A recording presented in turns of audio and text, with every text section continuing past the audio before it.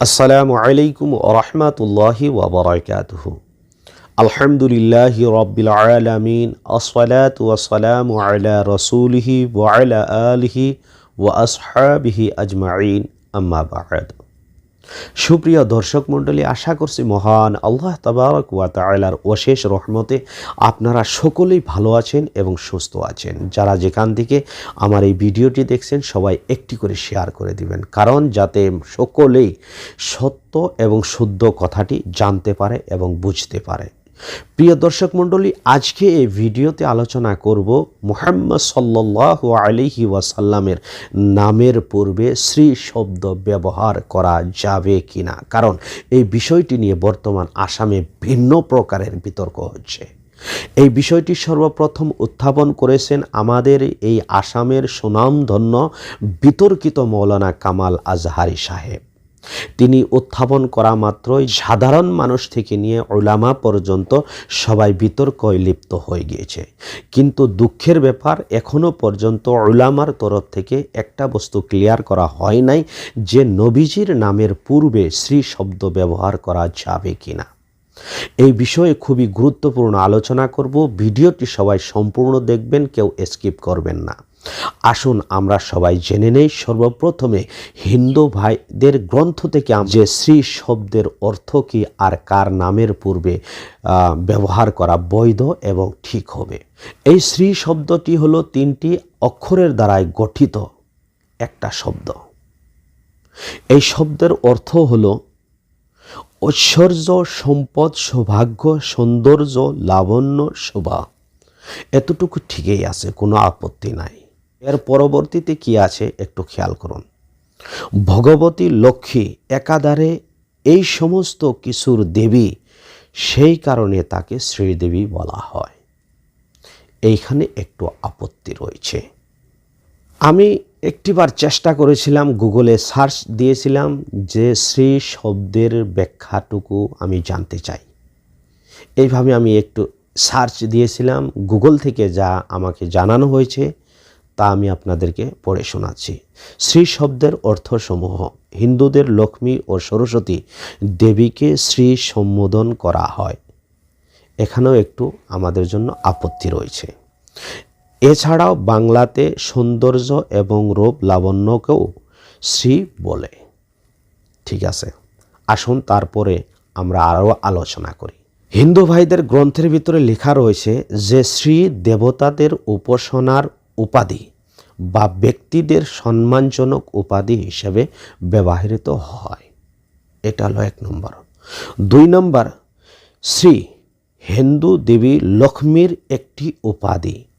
যখন একটি যন্ত্রণা বা একটি রহস্যময় চিত্র যা জনপ্রিয়ভাবে তার পূজা করার জন্য ব্যবহৃত হয় তাকে শ্রীযন্ত্র বলা হয়।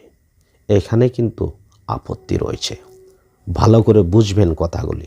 হিন্দু ভাইদের আরও একটি গ্রন্থে আমি দেখতে পারলাম যে হিন্দু ধর্মে শ্রদ্ধাশীল এবং মহান ব্যক্তিদের জন্য শ্রী ব্যবহৃত হয়।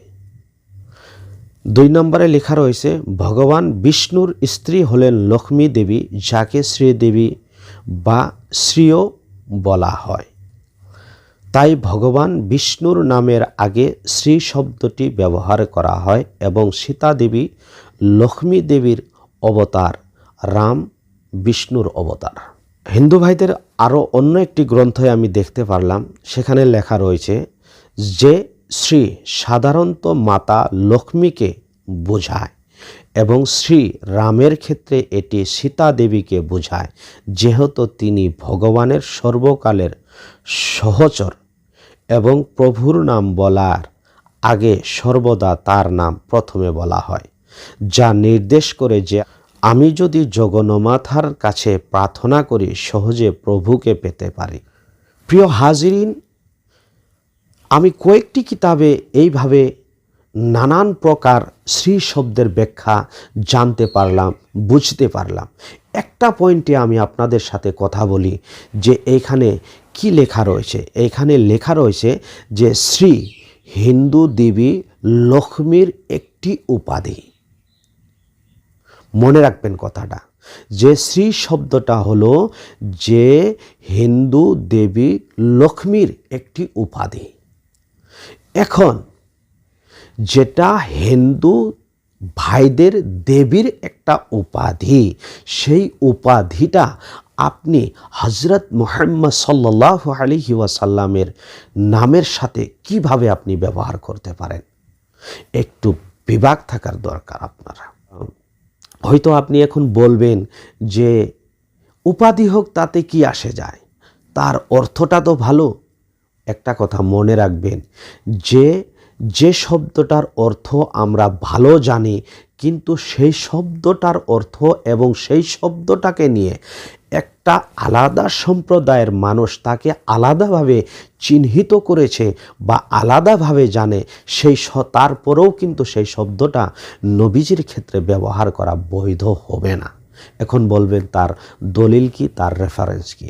আসুন কোরআনে কারিমের ভিতরে আল্লাহ রাব্বুল আলামিন সূরা বাকারার 104 নম্বর আয়াতের ভিতরে আল্লাহ রাব্বুল আলামিন এই বিষয়ে উপস্থাপন করেছেন।